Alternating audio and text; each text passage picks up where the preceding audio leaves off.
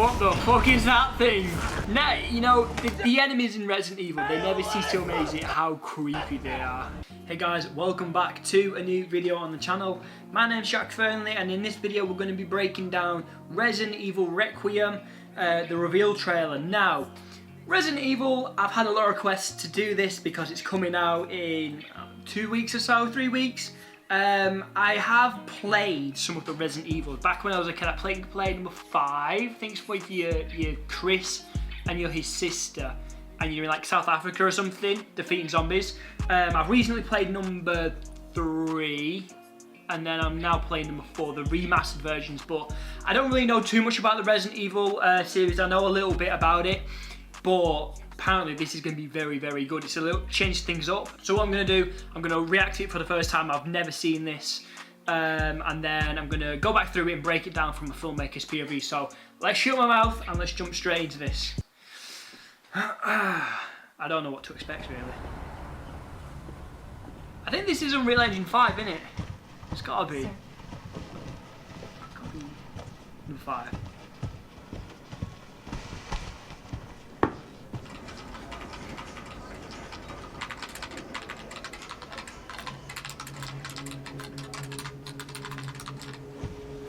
Is this Umbrella? Because I know in one of them they get like disbanded or something. Something happens to Umbrella.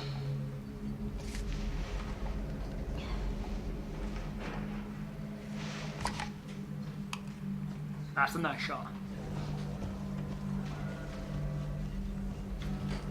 Grace. Grace. Grace Ashcroft. Yes? My office. Oh, coming. I wonder if this is in engine like Gears of War E-Day was. We still need news on that, by the way.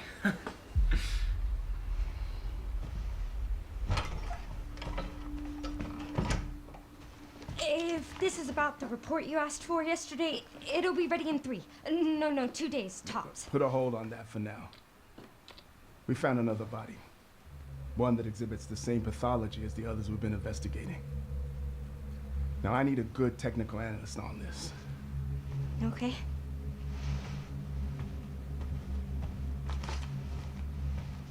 I need your eyes on the crime scene. The Renwood Hotel.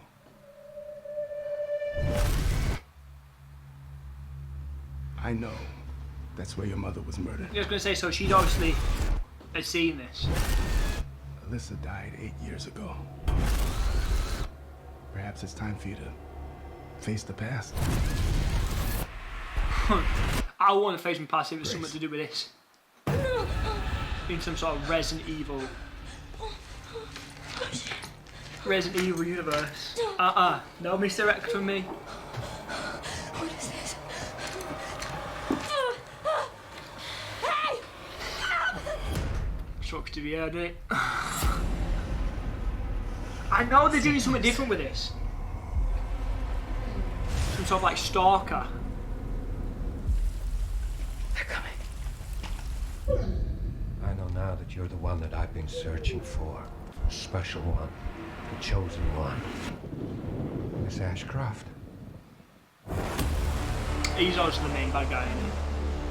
Investigating all these strange deaths, huh? We need to keep our voices down. Have you seen the same shit I've seen? Please know that you are my hope. Everyone's gone. Stay away from that! What the fuck is that thing? Mate, what was that? What the hell was that? Now, you know, the enemies in Resident Evil, they never cease to amaze me at how creepy they are. What the fuck is that?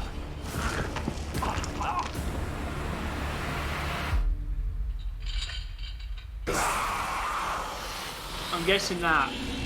Yeah, it's Resident Evil 9. Okay, right. There's a lot to break down here. This is a very, very good trailer. I like what they're doing with the Q and the 9. So yeah, it's releasing in about a month. So, let's break this down. Boy, where do we start? Okay, so we start off with an establishing shot. If you don't know what establishing shot is, it basically does what it says on the tin. It establishes where we are, what we're doing. So we're in some sort of like, it's that FBI, some sort of like federal police building. Yeah, really nicely lit. And then here we kind of have like a tracked dolly zoom, a slow pushing. So as this guy is walking, we're slowly moving. If you look over here towards the paintings, we're slowly following him. But obviously this guy's some importance because when characters walk into the frame, more likely than not, they're going to be the main character, especially if, you know, they're in the centre of the frame. And then hidden details as well. Hold on, let me have a look here. So one thing that a lot of filmmakers, a good filmmaker and director will do, they'll put a lot of things in the scene that kind of build up the story. So this sort of painting might have some significance. I'm not too sure, I don't know. It might be linked to previous Resident Evils. FBI's top most wanted fugitives. Might be something on there, I'm not too sure. Here, so this is a medium close-up. So what they've done here, they've decided to kind of cut his head off. Sounds a little bit bad, but what this does, it kind of builds the suspense. You don't really know who this is. Like judging by the figure, you might know who it is, but they decide to cut off their head. They give you enough detail without making it too obvious. It's kind of like they give you enough detail without knowing what actually, you know, who this is. And we get the importance, the sense that this guy's important. So as he's walking through, you know, he nods to that guy. And we've got a very, very shallow depth of field. So the focus, depth of field is how much focus is in the frame. Like for me, the background in this video doesn't have a lot of blur to it because I'm on quite a wide aperture.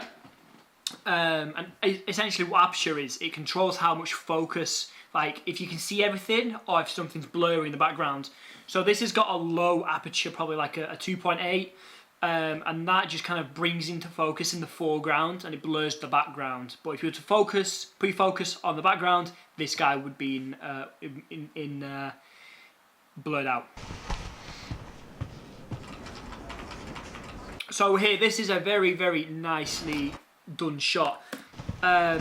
When you're revealing a character, you kind of want to bring it up past something. Again, in my previous breakdown, we saw this with the Gears of War reveal. When you're revealing something important to the trailer, the plot, whatever, you want to kind of bring it up past something. So in E-Day, the director brought the camera up past the sofa to reveal the TV of the Kelowna district, the COG. Here, we're in some sort of like messy office, you know, we've got wanted photos, setting the scene, and we're kind of revealing Grace, I think her name was, past all of her stack stuff, you know, the files and what have you. And the way this is lit, like I said in my previous videos, I always bang on, the lighting is the most important thing when it comes to filmmaking. A good filmmaker goes on a date with the camera body, marries the lenses, but goes on a honeymoon with the lighting.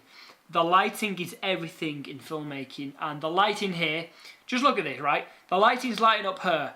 We're automatically, our eyes automatically draw towards some sort of light source, and the only thing lighting up the subject here is obviously her TV monitor and this kind of like desk lamp.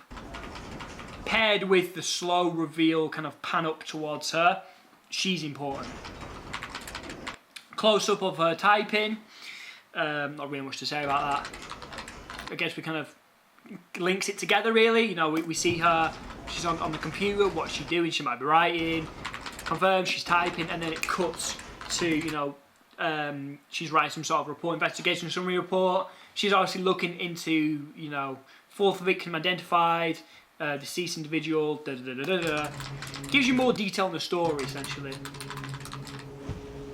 Then we cut back to this guy. So what has happened here is we've had about, in the sequence of events, we had two fairly long shots of him. So we get the idea that he's going somewhere, and then you're like, where's he going? Then we cut to Grace, he's obviously going to Grace. So we get a little bit on her, you know, what she's doing, who she is. She's obviously an office worker, some sort of FBI agent.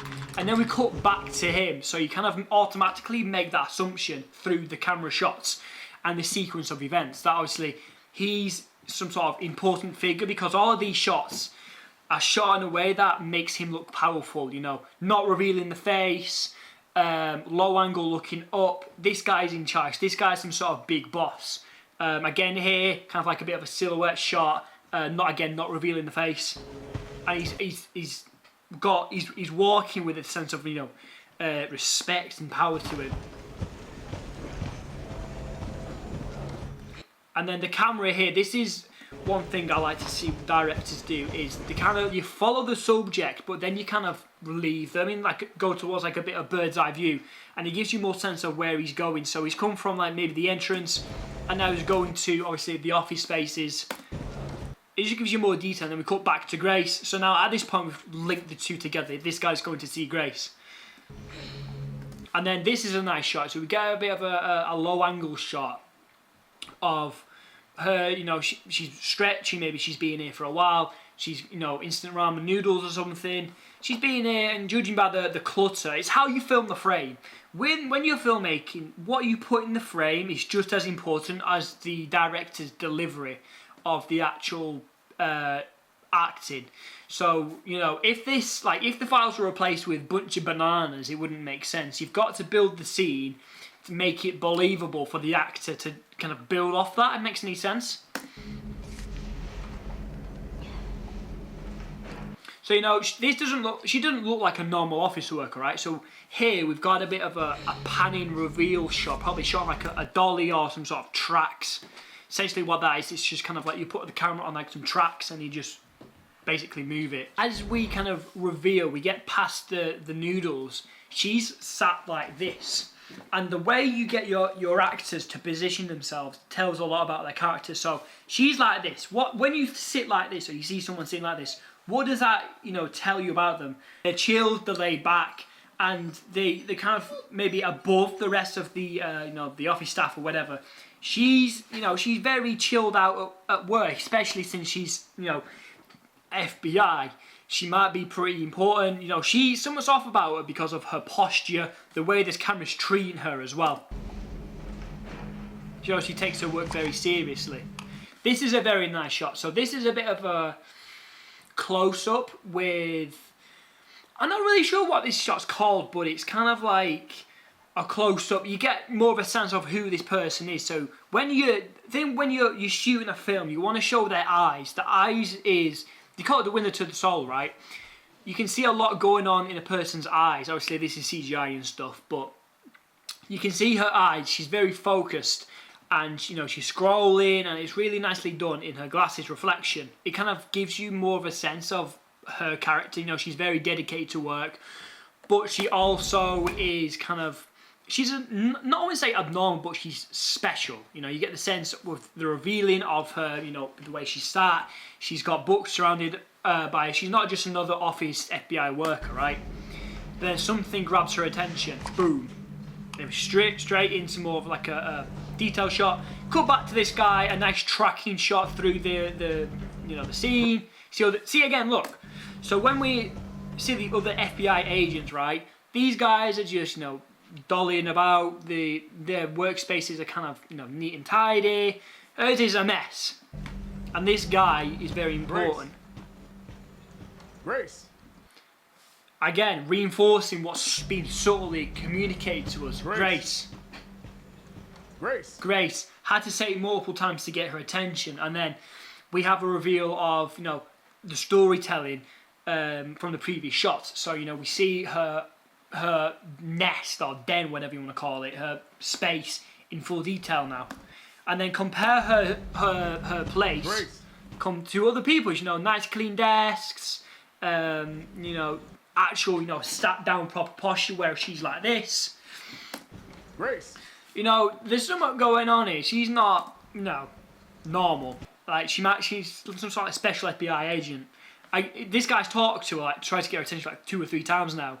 And we kind of finally get a reveal of his proper face. You know, this guy, in the lead up to this, the shot, you know, not showing his face, the power, the way the camera's been framed. This guy's important, and now obviously he's got a deep commanding voice. Grace.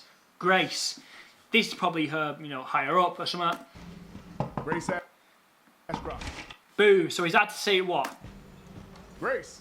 Hold on. He's had to say it. Grace. 1, Grace. 2, Grace. 3. So he's had to say it 3 times to get her attention. Obviously, the shots that are leading up to this, you know, reflection in the eyes, all she's doing is staring at a computer. She's very, you know, she's dedicated to her work. And then you get more of a reveal here. So she's pinpointing, you know, she's looking for someone. And the report that we saw from the close-up of the TV monitor, I mean, she's looking for someone. Yes? She's startled. Oh my god. My office. See, these 2 characters are completely different as well. He's very... This camera angle as well. This camera angle, it's a low angle. This is showing his power. You know, when you've got the cameras low down, looking up to someone, this is again something I went over in Gears of War ED, the trailer breakdown. He's got the power. We're looking up at him. He's higher, in a higher position than Grace. And that's reflected in the, you know, the camera angle, the shot type. Grace Ashcroft. Yes? She's startled. My office. Oh, coming. Here, so they've chosen to go with a wider shot here. They could have gone with a closer up shot to kind of like maybe a medium close up, like chest upwards to about here. So this is her framing. But they've chosen to go for a long wide angle shot, just kind of give more detail about who she is. You know, like we've been saying, the shots have been setting up.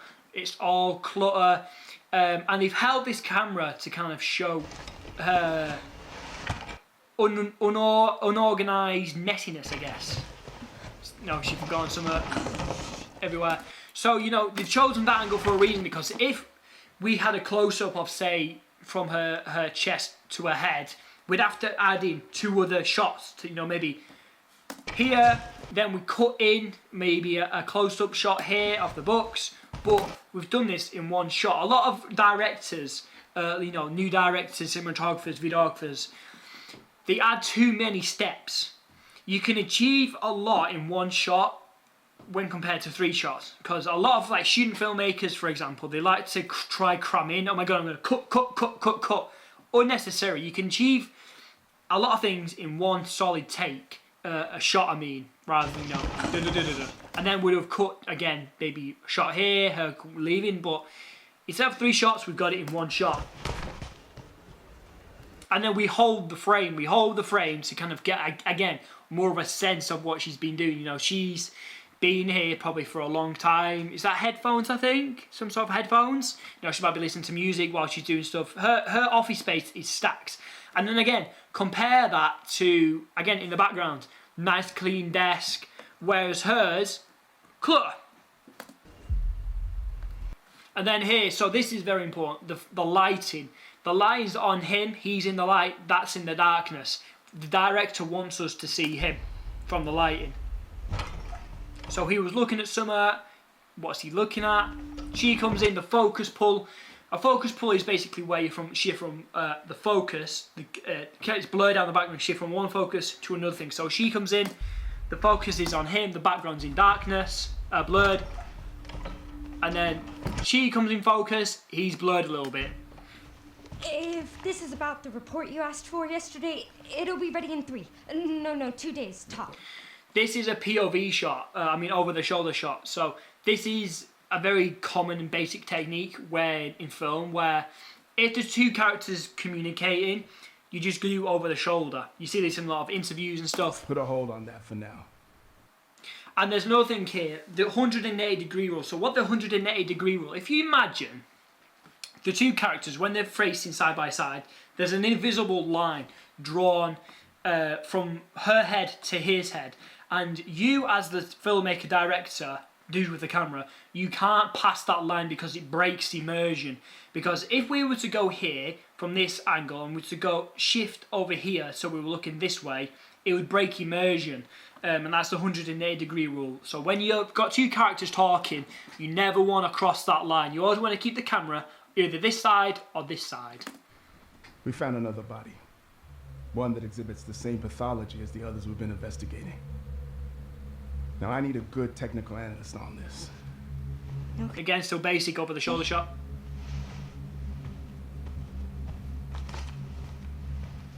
I need your eyes on the crime scene.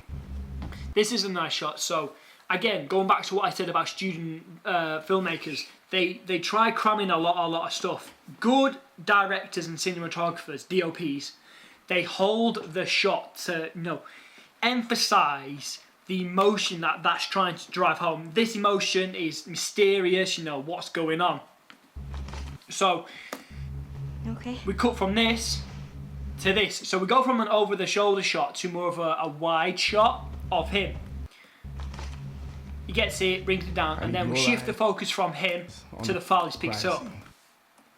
So again, if there was a student filmmaker, or like a filmmaker that didn't know what they're doing, they might have 4 or 5 different shots here. So they might have a shot of his hand reaching down, and then a shot going from like the desk up here, looking up at him, and then maybe another shot from kind of where we are, looking down at the file. Unnecessary. A good director compacts it. On the crime scene. Then we get, so he's delivered something very important. Maybe that's what she was looking into on her computer.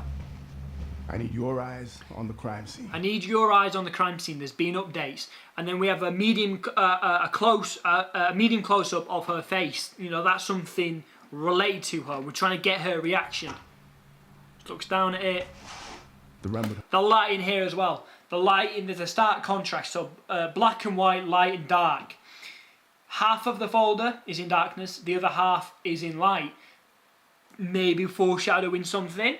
And it just a contrast to bring your eyes to it. So if this entire thing was lit up, it wouldn't stand out as much as if it like how it is. It's in dark and then it's in light. Hotel. And then so I want to get into sound design a little bit as well. So you've got something called diegetic sound. Diegetic sound is stuff that you hear in the actual scene. So the character's talking, that's diegetic. If one of the characters were to go, that's diegetic. But that's non-diegetic. And when both of them work together, it delivers a really good viewing experience. So he slid the thing across. Obviously, her face turns from. So what this is something called a flashback. So. The Renwood Hotel. The Renwood Hotel. That's. Whoa. Her face. Flashback. She been here before. I know. That's. So when that happens. You had a flashback, and then you're thinking, is she somehow connected to this? Because the way he framed that, the shot type, and the way he delivered that speech was the Renwood Hotel. Like, he's delivered it in a way that she knows about it, or it's somehow connected to her past. Again, reinforced with the flashback. That's where your mother was murdered. He's just confirmed it from what we were seeing in the shot types. Something about her mother, it is in the past. She gets a flashback. She kind of steps back a little bit. Where the hell that was like the one of the daughters from Village, unless it is. I don't think it's connected. Oh no, it's that guy in it, no man. That guy's not a sexy woman. Alyssa died 8 years. So what we've done here, very important. So the camera angle, as you see here, getting into the angles. So here, she's in her normal mood. He's in his normal mood. And the angle is medium, right? Very neutral, medium shot. But as she kind of, her emotions start getting higher. Perhaps it's time for you to face the past. We then cut to a low angle to reflect her emotion, because she's starting to feel, anxiety, maybe a bit of scare, not scarcity, but getting scared. See it in her face. And the camera angle has gone from neutral to scared. She hasn't got the power. So if you think about this, right? Neutral, medium. High, they have the power, they've got confidence. Low, scared, confused, they don't have the power. What's this? This is a low angle looking up at her. She's scared, confused, she doesn't have the power. When you go through that trauma or something, you don't really have power, do you? kind of, you know, so that this would be communicating to the audience. Grace. Time for you to Very good what they did there. So they've set up low face the angle, past. punch, Grace. very an extreme. This is what's called an extreme close-up. Grace. An extreme close-up is like basically like her eye, her nose, her mouth, her fingers, her hand. It's an extreme close-up of whatever it is. So, you know, the Grace. Suddenly, doosh, her eye opens as we fade from black into her eyeball. And then again, connecting. So we've got a low angle, kind of subtly foreshadowing. Low angle. She's upside down. Whoa. No, here, again, attention to detail, the lighting. Lighting, highlighting her face. She's in dark here. Good, maybe a fight between good and evil. You know, she's sweating, you know. Her face is in the light, the background in the dark. She's sweating, and then a quick.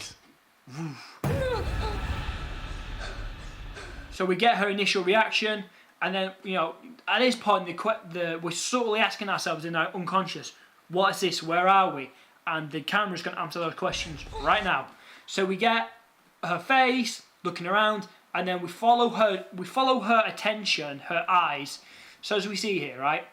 Let's just go back. So she looks up, and then she's like, we're experiencing the same thing that she is. We're finding out that she's in the same town she is. She's like, and she's looking over, and as she finds out about it, we found out about it. And then, of course, the use of the focus as well. Her face is in focus. This is blurred, and then this gets in focus. The background, she's in blurred. And then just reinforcing, you know, she's tied down in this. She's sweating, looking up. Again, a series of close-ups showing her distress. When you do close-ups, that's really reserved for, you know, telling the emotion and showing, you know, something important.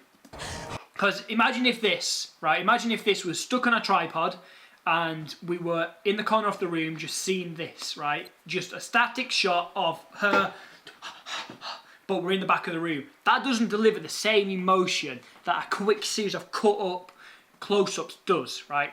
What is this? What is this? And then as she's, you know, what is this? We then pull out to reveal more. So you see what I'm talking about? Grace. So start with an extreme close-up, then we cut out a little bit, not much, to her face. Close-up of the hands, close-up of the feet, close-up of the face again to really show her emotion, set the emotion, and now we need to set the scene. Where is she? She's in distress, but where is she? I pull out a nice kind of, you know, that shows she's upside down. Amazing, amazing shot.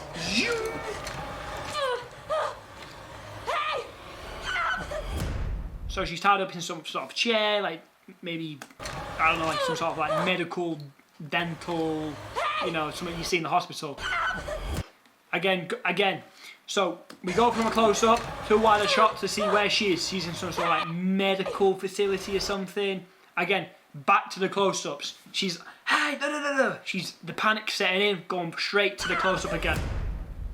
And that was a very good way to show she's upside down, because here, we think she's just normal, right? But then the camera actually spins and shows she's upside down. Amazing use of the camera. This is linked to her flashbacks, her visions. What is this place? So here, this is what's called leading lines. Leading lines is a very basic technique to draw your eye into the subjects. So see here, we've got the floorboards. The actual kind of like floorboard lines going straight ahead. We've got the corridor of each side of the corridor going straight ahead. All of these lines are leading us towards the end, and the end is lit up. All of this is in darkness. Again, this is lit up. The director wants our attention over here, and he's establishing that through leading lines and the actual lighting itself. And then again, motion. Motion in the scene. draws your attention. You know, the curtains go, zzzz, the candles are, the lights are going, do do do do do. And then it's giving more detail. Missing. Grace. Sorry, buddy, but you're going missing. Again, a closer up. He shows you it, and now we're having a closer up to reinforce, you know, what the director wants. He wants you to know these lot are missing. Grace is connected to this. They're coming. They're coming. The use of audio, diegetic sound, paired with the visuals, they're coming. And again, we don't see anything about this guy. We don't see his face. We don't even see his upper part of his body. That's what I was talking about earlier with the head of the FBI, the black guy. This guy. They purposely not showed his face. Here, his face is cut off. Same thing with this. Special. Where is it? Same thing with this. The less you reveal, the more mysterious it is. They're coming. They're coming. You know, this is some average Joe in black boots and, you know, black jeans. But then, this is an amazing shot. Now that you're the one that I've been searching for. You're the one I've been searching for. And classic bad guy setup. In the chair, next to a fire, with some sort of like saxophone, whatever the hell that is, some sort of old shit. Lit up by the fire. You know, he's only a little bit of him is lit up from the fire and then from some sort of like window, but most of him is in darkness. And when you think about a bad guy, right, think of dark, red, you know, bad guy colours. For a special one, the chosen one. And then again, zooms out. So this guy, a bit of a cuckoo head. He sat down in front of the fire in some sort of like derelict building. This guy's not wired up correctly, giving a sense, again, through the lighting. The only warm colour we've got here is the fire, but the colour coming from the window is cold. You know, when you think about guy, you think dark, red, cold, you know, soulless, heartless, dude, woman, whatever, monster. Miss Ashcroft. Again, the lightning reinforcing that. Miss Ashcroft, I'm guessing that's Grace's last name. How does he know about that? So, the directors, through the diegetic sound, the lighting, the camera position, he's given you enough. He's like, who is this guy? He's introduced the bad guy without introducing him, if that makes any sense. Chosen one. The lightning goes off, the lighting's here, not much going on. He's in some like derelict building. Ashcroft. Miss Ashcroft. Who's this guy? How did he know her name? Cut to black. Boom! And now we've got some sort of like, I don't know, maybe meteor or bomb's gone off. Maybe it's Raccoon City, I'm not too sure, but something's gone off. Investigating all these strange deaths, huh? We need to keep our voices down. Have you seen the same shit I've seen? All these strange deaths, huh?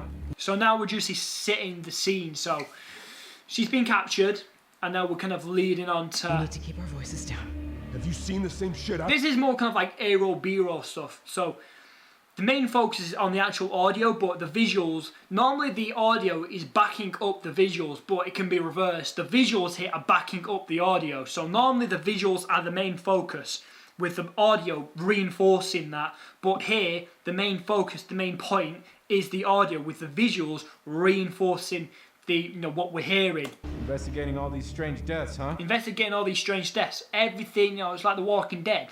Everything's, We need to keep our destroyed. voices down. Keep our voices down. When you think of that, is this related? Have you seen the same? Like, imagine this, right? Imagine if we replaced all of these images with happy dogs. It wouldn't make sense. Shit I've seen. Please know that you are pushing, so this place looks important. Maybe this is where it's set. Again, we know from the previous scenes that this is some sort of like, abandoned, derelict building with holes in the wall. No maintenance is happening. Same thing here. Completely abandoned, run down. are my hope. Everyone's gone. Again here, is that Raccoon Police? Is this the place we went with Leon? Number 3 or 4? It actually is it. Oh my god, it is! My hope. How did I not know this? This is why you need to watch these videos and break them down, right? I didn't know. It is, yeah, this is where the cop is and the place the things in, left, right, Mr. X comes through. Oh my god, it is, we're returning to Raccoon City. How could I not see this? So yeah, Everyone's this gone. is feeding into, people who know Resident Evil. This isn't really, someone who's getting into Resident Evil now wouldn't know about this. Maybe Leon, that was Leon's voice, I'm not too sure. So, you know, Raccoon City Police Station. Everyone's Is this actually the gone. police station? Go in, had the details. Yeah, it is. Look at this. Back outside. Action shots. So, here, everything up until this point, here, smooth. Taking our time, nice, smooth, steady shots. No motion. But here, the camera is moving. When you're having action shots, you want to have handheld. You see here, it goes down, doo-doo. These are completely different from what the previous shots have been. Nice, smooth, tracking shots. Shit's happening now. This guy's bleeding out on the ground, and we're in there. We've got handheld. We're feeling like we're part of the action through the camera. Again, so we've had a bit of an establishing shot, a wide shot of him. This guy's bleeding out. Stay away from me. Again, we're going closer in to capture his emotion. Stay away from me. We're going in. You know, maybe a bit of a medium shot now. And then we get another monster. Again, I don't know what the hell this thing is. Same with the line as well. Dark, dark, leading lines. Corridor, leading straight down. Because when you think about it, look at this for the first time. What are you automatically drawn to? You're not drawn over here. You're drawn over to here through the lines, through the silhouette, the use of lighting as well. So again, the only thing lit up here is this. Leading lines straight down here. And then this thing, whatever the hell this is. I think I know you're stalked by something. It might be this. You're stalked by someone when you're playing Grace. Again, is this guy that we saw on the chair, you know, is him. It looks like it. Might be, might not be. So this guy's being choked out. Again, lighting. Lighting is everything in horror, right? So I've done Gears of War. Lighting was amazing. The lighting is so important when it comes to horror. So the only light source we've got here is some sort of like flashlight or torch, if you're American, lighting up him.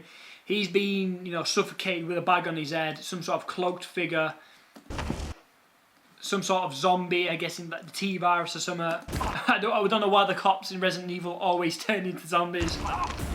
I'd hate to be copper. And then here, again. So here, it's very important. This is something I've just picked up on. So here you see handheld shots. Oh my god. But here, we haven't got a handheld shot. It's smooth.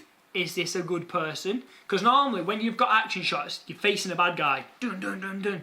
But when you go to good people, the action isn't really there. You know, it calms us down. When you think about it, you've got the action shots. It's the adrenaline gets going. But then good people, good guys, smooth. One was calm. Is this a good person? I don't know.